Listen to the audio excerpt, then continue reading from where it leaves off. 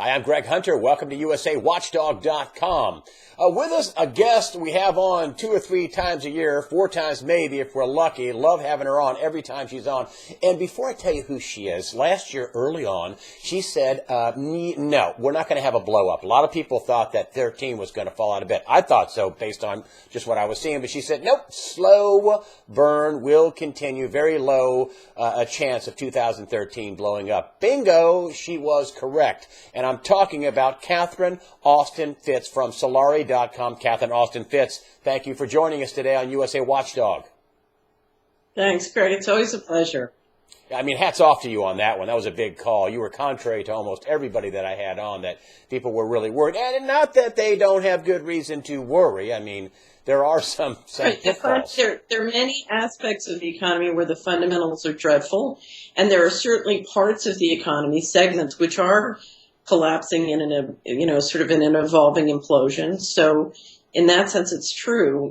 I had the benefit of being very involved at the most intimate level of how the housing bubble was engineered and how it was kept going for a very long time and then imploded. And if you understand the details of how it's done, you realize the extraordinary controls and tools available to the central authorities to manage the economy. That's right. You worked at a high-ranking official, housing and urban development. Right. Also, you're an investment banker. You've handled billions of dollars of transactions, $300 billion in a portfolio. Just glossing over your resume. You have a huge resume. Of course, you have Solari Report. You have the Solari Report on Solari.com.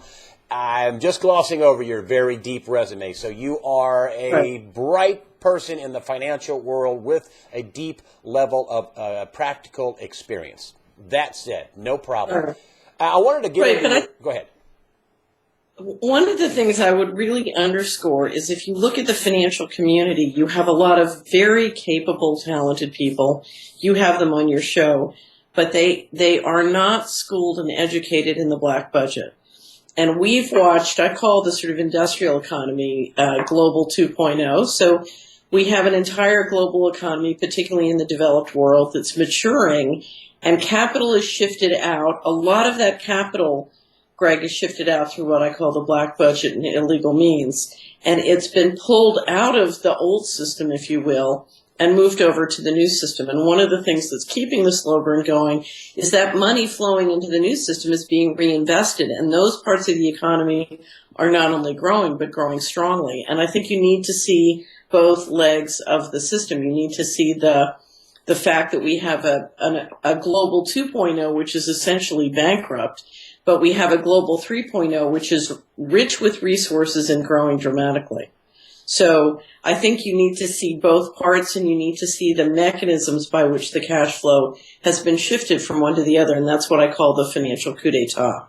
And that's what I tried to really cover in the wrap-up, because what I think many people who are concerned with collapse don't see is now that the criminal liabilities from the coup d'etat have been extinguished, if you will, the reinvestment in Global 3.0 is now accelerating at rapid speeds, and I think it's going to surprise everybody at how dramatic the change is now going to start to be.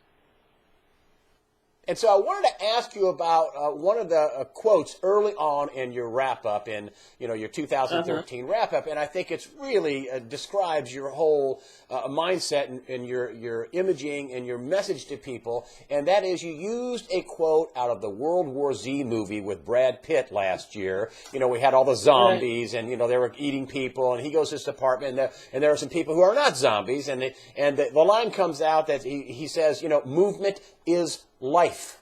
Would you explain movement is life? Right. Well, in the movie, Brad Pitt is someone who's worked in a lot of distress situations, and what he's discovered is when the hard times come, whether it's the famine, the plague, the war, that it is important to get up and leave and get going and get to higher ground. So what he's telling a family, he and his family are trying to escape the zombies, and what he's telling this family that's hidden in their apartment, they're kind of frozen in fear. He's saying movement is life. Come with us. We have a much better chance if we leave and move. And the reason I underscored that scene and that quote in the wrap up is now that we have an acceleration of the shift in economic flow and investment from what I'm calling global 2.0 to global 3.0, it is unbelievable in importance that we all be prepared to shift. Because this is going to bring, when you have this kind of deep and very dramatic shift in technology and in investment flows, Greg, you have, that ripples throughout all aspects of our lives, from, where we live to where we work and our expense flows, et cetera, et cetera. So we're looking at very dramatic change, and I wanted to encourage everybody, this is a year where we need to be lively. We need to be prepared to shift and rock and roll. Well, one of the things you were talking about when you're talking about movement in life is the movement into technology, the movement into learning new things. And one of the examples you gave was, you can do EKG on your smartphone. There's no ambulance ride. There's no admission. There's no nothing. Oh, boing, I find out what my heart's doing right now. It's free. It's an app on my smartphone or on my tablet or whatever. Right. And so you're saying that this is going to help drive costs down. It's going to change the medical field. It's going to change technology. Is going to change everything. It's changed the media field. I mean, I wasn't supposed to be able to be on a Skype call with a $100 camera and a $30 microphone to you, an expert, and you and I talk for 30 minutes. Mainstream media, no, we don't want that Catherine Austin Fitz on. No. But you're getting out there. Let's look at Greg Hunter. Greg Hunter, is a success in major media, wants to tell the truth, struggles inside of major media, finds himself out. He doesn't spend the next, 10 years with his resume trying to get back into major media. Instead, you just started your own business and you're taking their market share away. Yes. Because you're using the tech. You're saying, wait a minute, I don't need millions of dollars of capital to become a major channel. I can start my own thing with this technology. And you'll see if you study, there's a growth of more and more incubators helping startups, and really an explosion of startups going on. And one of the reasons is if you look at the capital cost that it takes to put together the infrastructure you need to do an internet company, the costs have come way down. And so you're a person who's very lively. You've just said, hey, wait, world's changing. Let me embrace this, and you're growing. You're over here in 3.0 and you're growing and you're a success. But it was because you were willing to move and shift. But it took me a while to get that, because I thought I was, a friend of mine says, why don't you do a website? It'll keep you busy. You can do it. I said, sure, great. Well, I realized that I was qualified, totally qualified. I never got sued. I never did anything crazy. I couldn't back up, except, I did say that the economy was going to melt down. All the banks were in trouble. Oops. I didn't get the memo. But which would cause me to to have my contract not renewed. I didn't do it. I said, "Whoa, I got this right." I got this right, and you're getting rid of me. I actually had one of the managers at CNN say, "Of all the people we could get rid of." Anyway, but enough about me. But you're right about this. I mean, I ended up just like, wow, I don't want to go back to mainstream media. I mean, this is it. This is where it's going. You're saying I don't want to stay in 2.0 and try and keep 2.0 propped up. I want to get over to 3.0, and the reason you were able to do it is you saying, look, I know what my listener needs. They need to know what's going on. They need to be warned. So I'm going to get out of 2.0 and into 3.0. And if 2.0, if the institutions are not going to change, then I'll move to 3.0 and start my own. And that's happening in every sector of the economy. And of course, the scary thing for all of us is what it means is tremendous automation. We've seen Obamacare go into effect requiring everything digitized. What that is doing is, watch Silicon Valley tender for half the labor costs in the healthcare industry. It's going to be quite dramatic what happens now. So we're watching the latest cover of The Economist is a tornado going through a room full of desks and describing one of the things it describes as the study that was done recently that said 40% of existing jobs are going to be automated. It's going to be quite remarkable. And what that means is we're all going to have to learn to make sure we're taking advantage of the benefits of that in our own household budget or business budget and not falling the victims because we're not willing to move. So movement is life. We're going to need to be lively because change is underway in very profound ways. Yes, and I wanted to get in. There's some good news. People say, well, what's the good news? I just want to lift some things off. That is, we have a burgeoning oil sector. That's a big deal. We have 3D robotics. We have, basically a burgeoning, as you've just been laying out, a technology sector, Right. whether it's, no matter what field it is, whether it's medical or manufacturing or whatever, we have this boom in technology that is reshaping the planet. But there are some pitfalls. And there are absolute pitfalls. If we had a market economy, Greg, all of the technology that we've experienced to date would absolutely have benefited small business. So we've seen massive government intervention to make sure that that didn't happen. But put that aside. I think what is important is they were doing that because they were helping big business. Right.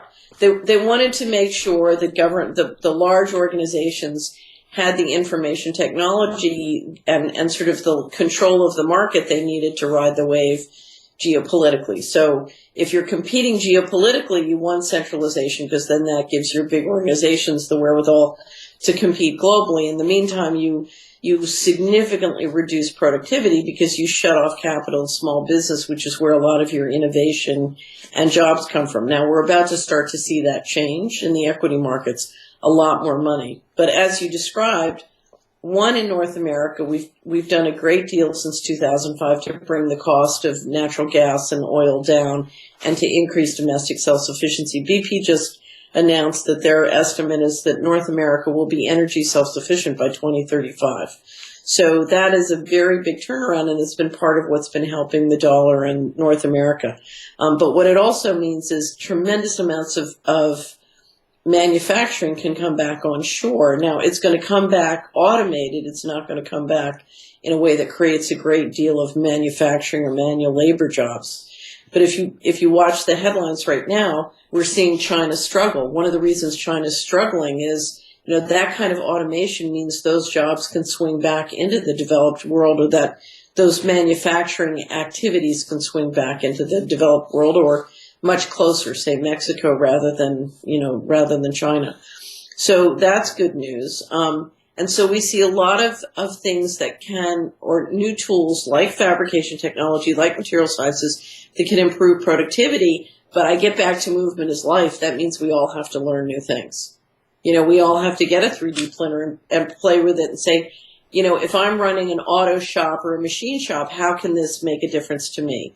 So the guys who are going to be the winners are the guys who have the high learning speeds. And what's interesting is if you look at the big companies, we're seeing companies that haven't adapted and haven't had high learning speeds, that were successful in 2.0, and they're failing right before us.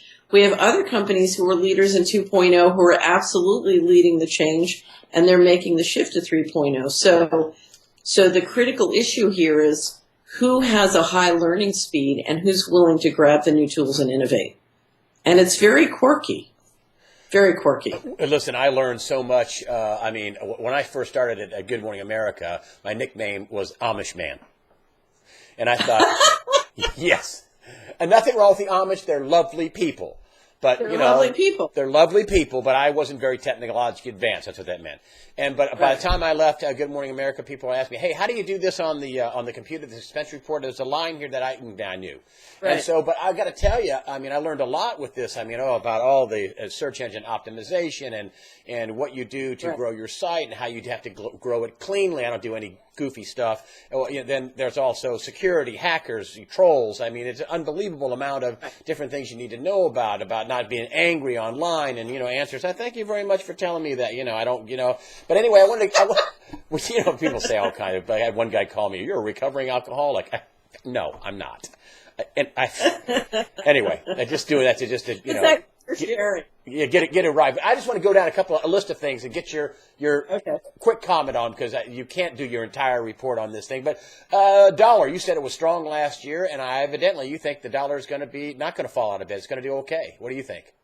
I don't think it's going to fall out of bed. I think it's going to be reasonably strong this year. It may have patches of weakness because it's been so strong, and the North American equity markets have been so strong. So we may have patches of weakness, but I think it's going to be relatively strong again this year. What if they stop this taper? They stop the 75, which is, they say, some of my sources say it's more than $75 billion a month, 35 for the banks, and $40 billion for the buying treasuries. What happens if they stop that? We have a spike in interest rates. Well, we had a spike in interest rates last year. Interest rates have come up, and I think, if anything, the probability, Greg, that they're going to continue to rise this coming year is very real. In other words, we've had since 1980, we've been in a falling channel for interest rates until 2013. The biggest question in the financial markets, of course, is we've had a bull market in bonds. How do we turn and go to a model where, the model in 2.0 is a bond financing, global 2.0 finance in the bond market and much more through sovereign governments. Global 3.0 is an equity market. So you and I have talked about this before. How do we shift from a world where we're financing primarily with bonds to a world where we're financing primarily with equity? Basically, and the big question, and just so I get this straight, basically, and people are going to give me a hard time for interrupting you. Basically, sponsoring with public debt or private debt, bonds, public, equities, private. Is that right? It's going to private hands. First of all, we are shifting much more of the global assets to the ownership and control of private corporations or investors out of sovereign governments. Okay. And there's been great objection and tension about that because the shift has not been at market prices. It's been at below market prices, but put that aside for a second. So we're going to shift, but also, if you look traditionally, America, whether through pension funds or brokerage accounts, has been a buyer of equities. People in America own equities, whether directly or through their pension fund arrangements. Whereas globally, the world globally is much more investors in bank CDs or fixed income and bonds and properties. They're not equity investors. We are now watching the emergence of a global middle class, and that's a world of people who are much more inclined to invest in equities, again, directly or through their pension fund arrangements. In the meantime, if you have more and more of the world sort of owning and building or governing assets through corporations, you're basically in an equity model. And of course, we know a network technology model makes it much more possible for small companies and sort of creative activities that are networked globally. So let me step back and let's talk about what is one of the biggest changes underway that we need to all understand. In September 2011, when the gold price hit the high, there were approximately 800 million people on smartphones or tablets or desktops around the world. So there were 800 million people who could watch USA Watchdog. Since September 2011, another 500 million people have gotten on smartphones and tablets. Okay, and Business Insider, I think, estimates that 70% of the world, basically, of the people who use financial transactions are now online. Okay, now that's astonishing because we have 1.2 billion people on smartphones or tablets who are one market in theory. Okay, that's new. We've never in the history of the world had 1.2 billion people who shared membership in one consumer market. Okay, or could communicate about anything they wanted to. That's quite extraordinary. And part of what's driving the divergence you see in the retail sector is you have companies who are very savvy at reaching people through smartphones and through, the digital payment systems, and other companies not. So in the retail sector, you have the big department stores just dropping like a stone in terms of revenues, income, and market share in their stock, and other stores that are just flying. You have Amazon talking about, delivering things to your door, not only in drones, but they just, the big headline this week, they filed a patent for a system that will allow them to deliver something to you before you order it because they can so anticipate with artificial intelligence that you're probably going to buy it. So can you imagine? Minority Report does retail sales. So, but we're seeing this divergence in every industry between the guys who are grabbing this technology and not. And so I think this is very new for all of us. How do we live with a world of all these people online? And the question really is, are those people going to be equity investors? Or are they going to keep wanting to do bank deposits? Where is this going to go financially? And it's an important question because so much of the money is moving online. It's moving out of the traditional sort of mechanisms, and the decisions are being made, through the mobile phone, and the money's moving online. Which brings me to my next little question. I just want to give you short answers on this stuff. Bitcoin, you say not anonymous, and the government loves it. Tell me about your brief view on Bitcoin. Yeah, I'm not a fan of virtual currency, even though I think virtual currency is here to stay. A very recent poll I had up on the blog shows that in the emerging markets, people prefer virtual currencies to the property market and the stock market. So I think virtual currencies are going to be very popular. Bitcoin, to me, the idea that it's truly anonymous and that the government won't have access, Greg, I always say it's the hardware that controls. So whoever controls the cable, whoever owns the pipe, whoever can intercede, and come in and grab the server from the exchange, the government, the sovereign governments have physical control, and the most sophisticated intelligence agencies are going to have the ability to hack on in, I believe. So I think that the notion that this stuff is anonymous, you're dreaming.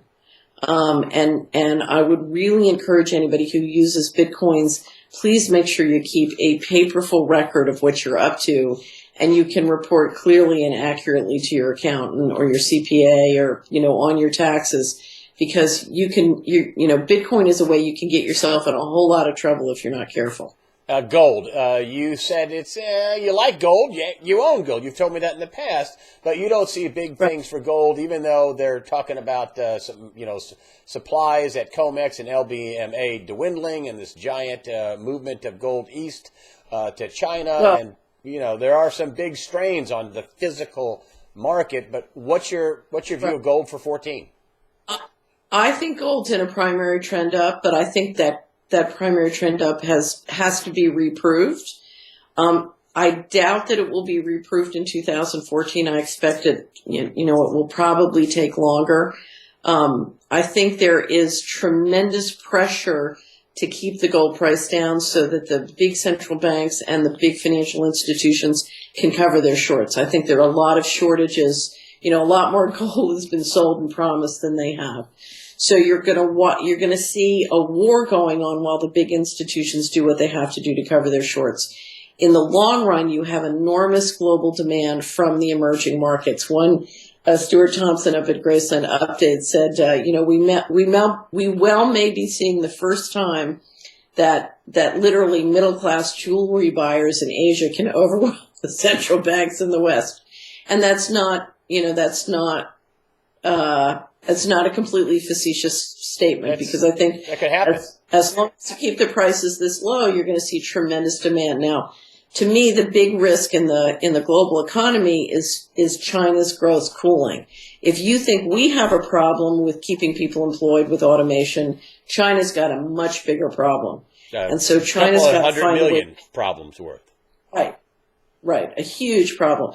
So China's going to have to pivot and try and grow internal consumption and do it strongly, and that's going to take a lot of reform we see them doing. But to me, one of the biggest questions as to how gold performs this year is how much demand are we going to see from China? We've seen a lot of political pressure on India to put restrictions. They put enormous taxes and restrictions, and that's cooling demand a lot. But I expect the Asian consumer to provide a floor under gold.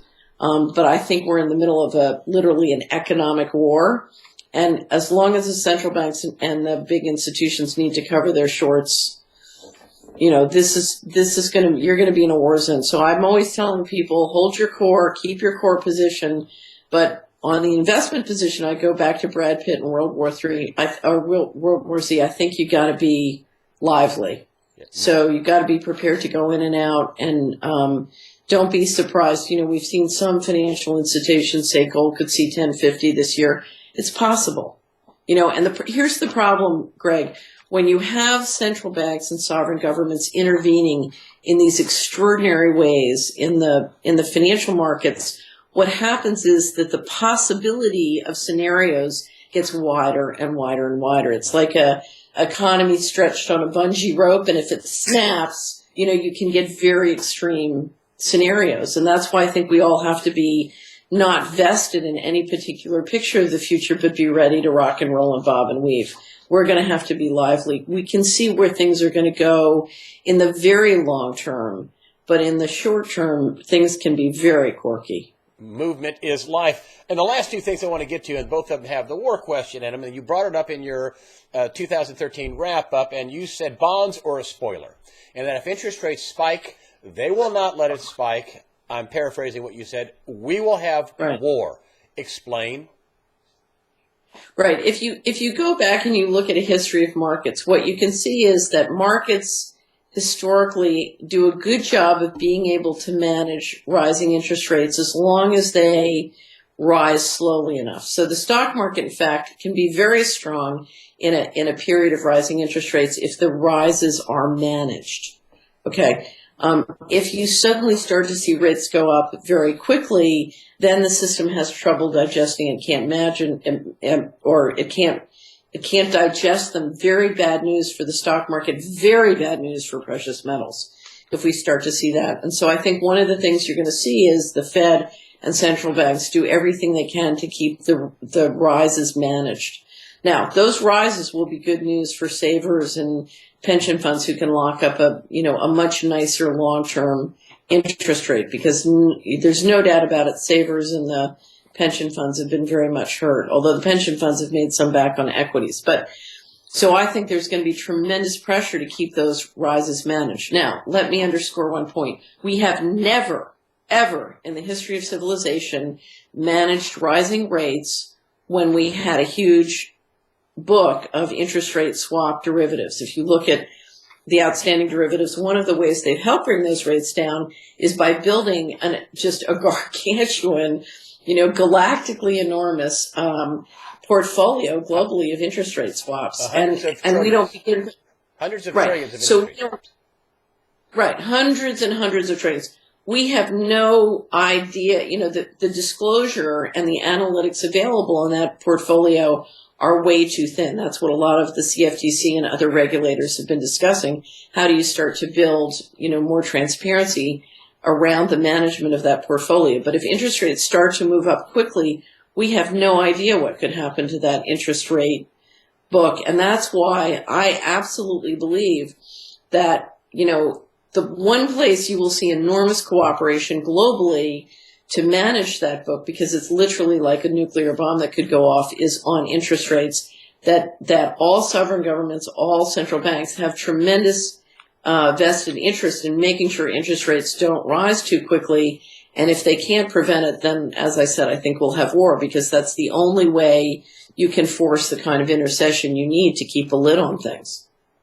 You wrote this is my final question to you. This is in your wrap-up, and this is pretty sobering. You said this before Davos, and the reason why that's important, I'll say that, I want to say your quote first.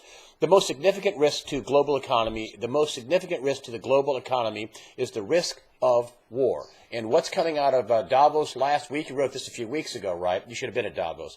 But, the World Economic Forum is in Davos. And, what's coming out of there is the comparison to, 1914, 2014, and the beginning of World War I. And you're right on cue with the most significant risk to the global economy is the risk of war. And here we're seeing in Geneva, Switzerland, that, this so-called peace talks with Russia and Iran and the West and the U.S., and it's a food fight. I mean, it's just insult here, insult back. To me, it just looks like they're solidifying they're going to have war.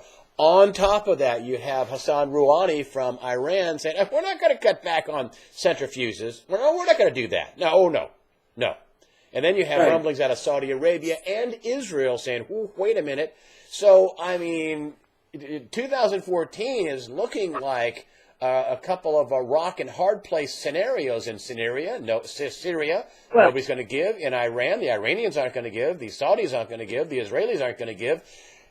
If there's no movement towards peace talks and resolution peacefully, aren't we being set up in 2014 for a pretty big, significant war, and either concerning Iran and or Syria and Russia, U.S., Israel, Saudi Arabia? Everybody's got a dog in the fight, seems like. Well, here's the thing, though. everybody has a vested interest in running up to war, but not going over the cliff.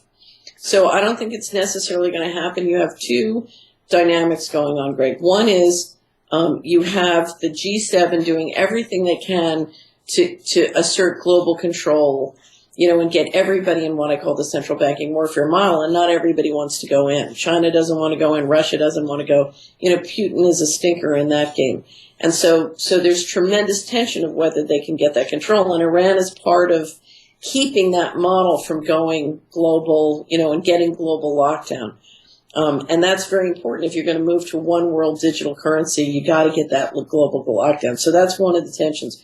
The other tension, though, which is going to overtake that, I think, is as you see automation roll out in the developed world and keep sucking capital back from the emerging markets, what's going to happen is you're going to have too many sovereign governments who are fighting for cash flow to keep people employed and to cover their debt, which is too much. And the reason I'm so focused on how do we switch to an equity model is there's too much debt. At the most conceptual level, what we need is a global debt for equity swap. And because it's building those equity ties that are going to make it highly profitable to avoid war. So I think this, and it's very interesting if you look at the headlines that have come out with Davos. I think they've done a very good job of describing the risks. Because after war, what they've said is number one risk is inequality of income. Because the automation is coming is going to centralize wealth dramatically more than we've done already, and we've gone way too far as it is. And that's the question. And it's going to be both between sovereign governments, but it's going to be within countries. How do we re-engineer the flows so everybody has an equity interest in the game, so to speak? Everybody's got skin in the game. And what's happening is you have a small group of people taking, there's a giant sucking sound into a few people, and meantime the global 2.0 model is imploding, and that's what's causing a lot of the tensions. Well, and then you have a lot of people in India, in China, and other places with big populations. And if they have huge unemployment, you'll have civil unrest. And maybe somebody in China or somebody in India or somebody in the U.S. or somebody anywhere might say, hey, I know what'll take our mind off this. Let's blow something up. Right. But I get back to movement is life. What I would say is what we're all going to have to say is, how can I take these new tools and learn to do something that's useful? Because we're going to have to, just as you are imploding the 2.0, there is an enormous opportunity to grow the 3.0. And it doesn't have to be the way the leadership envisioned it. This is going to be wild, crazy, out of control. And so I think the takeaway I would take away from the wrap up was, what I said to my team after I got them over their fear of, how the change is accelerating. How do we embrace these tools? How do we help other people embrace these tools to solve the problems before us? So to me, there's an opportunity. And the question is, how's it going to balance out? Catherine Austin Fitts, I love having you on. You always have such a different take. In explaining, you lay your argument out in a logical way. I love it. Thank you so much for coming on USAWatchdog.com. Catherine Austin Fitts, you can go to her site, Solari.com. Excellent site. It's a membership site, correct? The blog is open for everyone, and then the Solari report is subscriber only. And I've read it, and it's, you sent me the wrap-up. Excellent information with the Solari. Excellent perspective and analysis. Thank you so much for joining us today on USA Watchdog. Thanks, Greg. It's always a pleasure. Have a great day.